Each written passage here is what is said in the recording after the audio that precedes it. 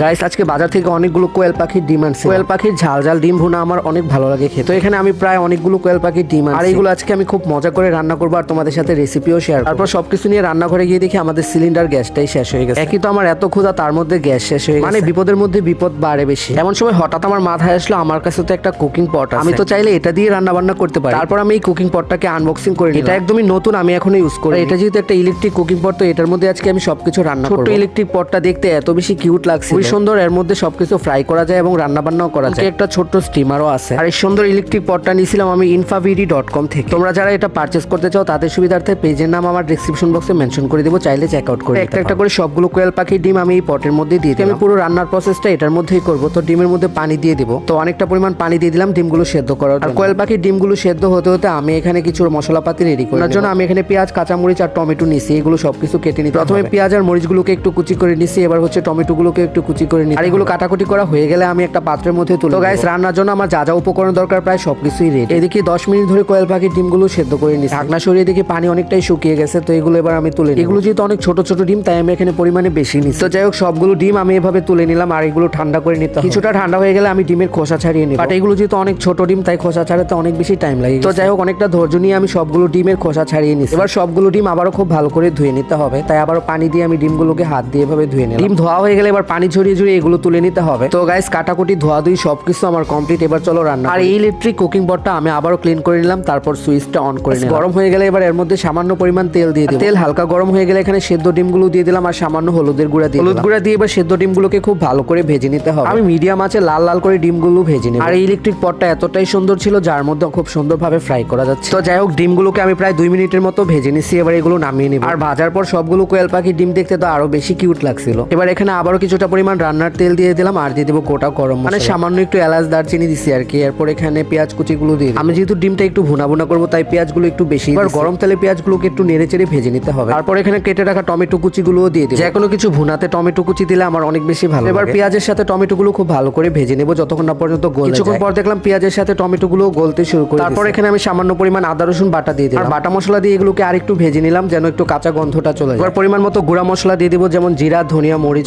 সামান্য একটু লবণ দিলাম, আসলে আমার মনে নাই লবণ আগে দিছি। এখানে একটু পরিমাণে কম দিয়ে এগুলোকে খুব ভালো করে কষানো। একটা ঢাকনা দিয়ে ঢেকে কিছুক্ষণ রান্না করে আমি মশলাগুলো খুব ভালো করে কষিয়ে এবার সেদ্ধ করে ভেজে রাখা কোয়েল পাখির ডিমগুলো আমি এখানে দিয়ে দিব। তো সবগুলো ডিম আমি মশলার সাথে দিয়ে দিলাম আর নেড়ে চেড়ে মশলার সাথে খুব ভালো করে মিক্সড করে নিতে হবে। এবার ডিমগুলো মশলার সাথে অনেকটা সময় নিয়ে কষাবো। এভাবে কিছুটা নেড়ে চেড়ে আমি আবারও ঢাকনা দিয়ে ঢেকে অনেকটা সময় রান্না করে নেব। বাজে প্রায় 12:15। রান্না করে খেতে খেতে হয়তো আমার প্রায় রাত 1টা বেজে যেত। তোমরা অনেকেই বিশ্বাস করতে চাও না, তাই একটু টাইম দেখিয়ে দিই। তারপর একটু লবণটা চেখে দেখলাম যে লবণ একটু কম হয়েছে, আবার একটু স্বাদ মতো